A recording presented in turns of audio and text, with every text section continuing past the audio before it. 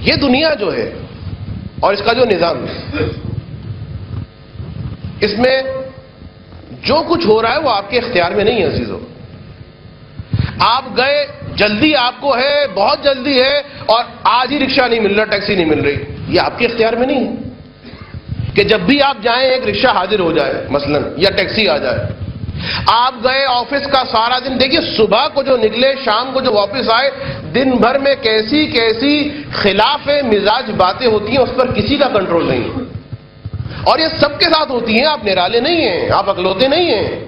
آپ ہی پر سارے چرخ و فلک جو ہیں وہ مصیبتیں اور بلائیں نازل نہیں کر رہے. ہر آدمی جو آفس جا رہا ہے، ہر آدمی جو بس کا سفر کر رہا ہے، ہر آدمی جو کاروبار کر رہا ہے، کبھی اس کا چیک جو ہے وہ مثلا باؤنس ہو رہا ہے، کبھی جو ہے اس کا جو معاہدہ تھا وہ ٹوٹ گیا، کبھی ایم ڈی صاحب ڈانٹ پلا رہے ہیں، کبھی کس کس قسم کے خلاف المزاج خلاف طبیعت افراد سے اس کا سابقہ بڑھتا ہے. کیا آپ غار میں جا کے رہ سکتے ہیں؟ نہیں. صبح بھی آپ کو اٹھنا ہے، صبح پھر آپ کو جانا ہے، اسی قسم کی باتیں ہوں گی. یہ وہ چیزیں عزیزوں جو آپ کے اختیار میں نہیں ہیں. ہوتا کیا ہے یہاں پر؟ ایک غلطی ہوتی ہے شوہر سے. صبح گیا، ناملائم چیزوں کو دیکھا، خلاف مزاج باتوں کا مشاہدہ ہوا، تجربہ ہوا، سارا دن دیکھیے ان سے تو نہیں لڑ سکتا، نہ وہ بس کے بہت سارے لوگوں سے لڑ سکتا ہے، اور نہ آفس کے ان افراد سے لڑ سکتا ہے، نہ ایم ڈی سے لڑ سکتا ہے. یہ ساری خلاف مزاج باتیں ہو رہی ہیں، ساری باتیں. اور آہستہ آہستہ ایک بارود جو ہے اس کے اندر جمع ہو رہا ہے، بارود. یہاں تک کہ اب وہ گھر میں جب آیا ہے، ان ساری تلخیوں کو برداشت کر کے مکمل بم بنا ہوا ہے. یہ وہ موقع ہوتا ہے. خدا نہ کرے کوئی خلاف مزاج چھوٹی سی بات اب گھر میں اس کے سامنے ہو جائے، اس لیے کہ ابھی تک تو کسی سے نہیں لڑا، لیکن اب جس جگہ پہ آیا ہے وہ یا بچے ہیں یا وہ بیوی ہے، اب اپنی قدرت کا اظہار وہ بڑے اچھے طریقے سے کر سکتا ہے. خدا نہ کرے کہ کوئی ایسی بات چھوٹی ہی صحیح،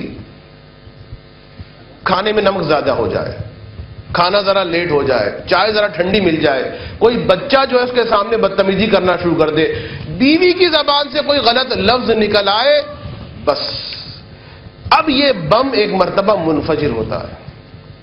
اب یہ بم پھٹتا ہے.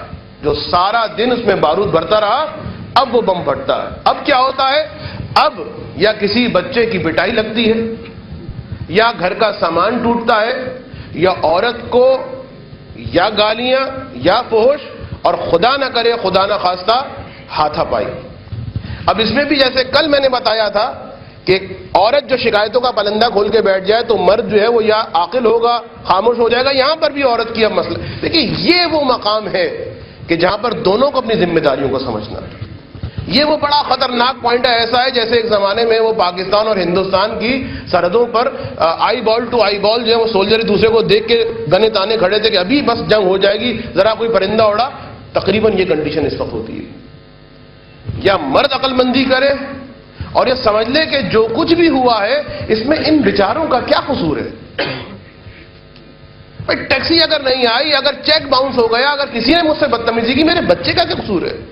میری زوجہ کا کیا قصور ہے؟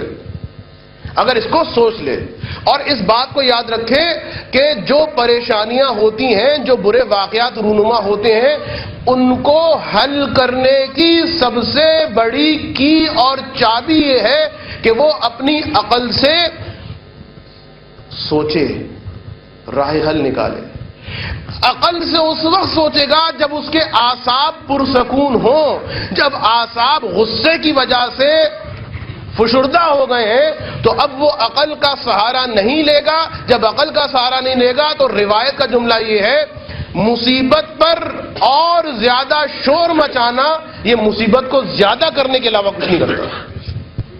اب تک گھر سے باہر مصیبتیں تھیں، گھر کے اندر تو مصیبت نہیں تھی نا، لتسکنوا الیہا، سکون کے لیے آ رہا تھا. یہ جو اس نے ذرا سی ایک چیز دیکھی، سوچیے تو صحیح کیسی کیسی باتوں کو وہاں پر بھی گیا، اور یہاں پر ذرا نمک زیادہ ہو گیا، ذرا کوئی بات خلاف مزاج ہو گئی، ایک طوفان کھڑا ہو گیا. اور اس کے بعد یہی وہ مرد ہے، یہی وہ بے وقوف اور احمق ہے کہ جو اپنے ہاتھوں سے اپنے گھر کو جہنم بنا رہا ہے.